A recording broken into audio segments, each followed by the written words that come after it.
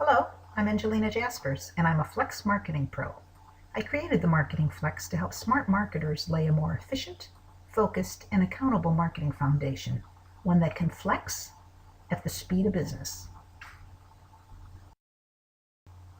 Flexes are focused in 5 categories: strategy and planning, marketing optimization, marketing transformation, environmental sustainability, and the integration of brand with demand. Each week, I share a new marketing concept and a framework to think about and apply that concept. Now let me introduce this week's Flex: how to create a blue ribbon sustainability advisory board. A little background.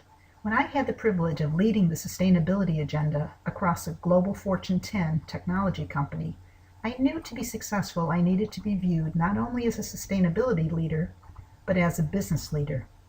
I also knew I needed powerful allies to help push the agenda forward. One of the first things I did was create an Executive Sustainability Advisory Council, which is the topic of this week's Flex. There are 3 things I'll cover that are critical to the success of any advisory board. 1, securing senior level support and participation. 2, attracting and recruiting advisory board members. And 3, the nuts and bolts for making it a productive exchange and experience, both for our company executives as well as our advisory board members. Make sure we have our CEO and executive team's awareness and personal commitment prior to forming our Sustainability Advisory Board. Best way to do that? Have a charter for our advisory board that is aligned to business. Include high-profile experts representing various facets of sustainability on our boards. Include customers, academics, authors, corporate leaders, entrepreneurs, venture capitalists, along with NGO leaders and policymakers. We used 4 weighting criteria in our selection process: influence, business acumen, environmental expertise, and tech innovation.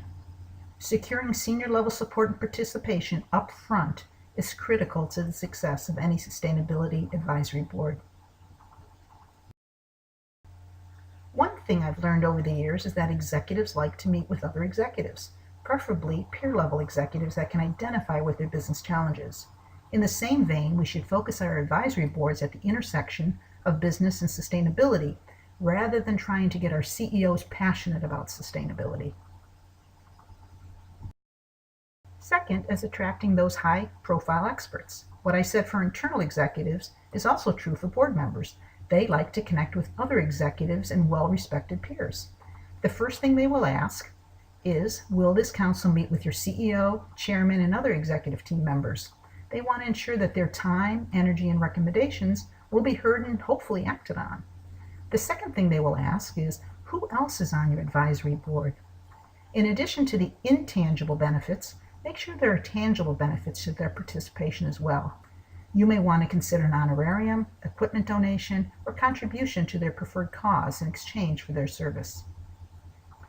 The internal pre-sale we did in step 1 also helps us during the recruitment process.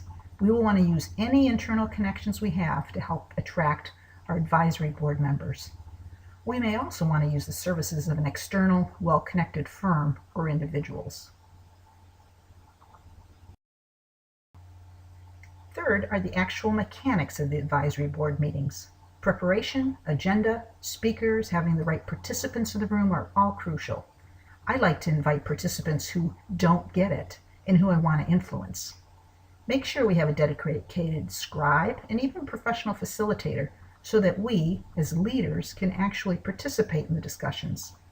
Send out briefing materials a week or more in advance to ensure adequate think time and a productive session.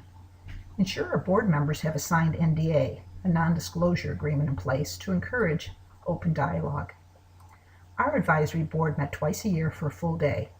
We typically had 3 meaty agenda topics served up by the appropriate executive within the company, followed by discussion. We ended our sessions with a reception where additional members of the executive team could join and mingle. At one meeting, our company chairman participated, and he dubbed our Sustainability Advisory Board a Blue Ribbon Council. At that point, I knew the strategy was working.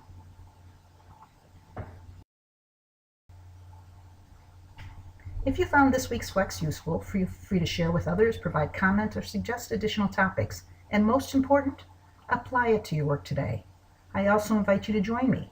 You can receive the Marketing Flex in your inbox on a weekly basis by signing up on my website.